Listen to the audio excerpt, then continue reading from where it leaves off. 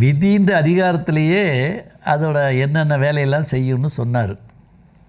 அதில் ஒரு குறள் ரொம்ப ஒரு தெறிப்பான குறள். அவர் என்ன சொன்னார்? இருவேறு உலகத்து இயற்கை. இந்த உலகத்தில் 2 இயற்கை, 2 விதி வேலை செய்யுது.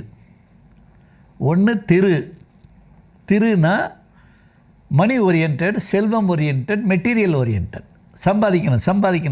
ஜடப்பொருளை சம்பாதிக்கணும்.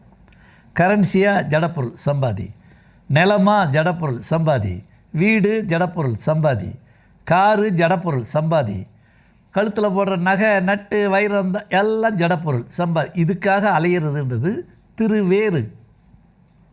தெள்ளியராதலும் வேறுனார். இன்னொரு பாதை இருக்குது, அது இதை பற்றி ரொம்ப கவலைப்படாது, ஞான பாதையை பற்றி போகிறத பற்றி யோசிக்கும். தெளிவு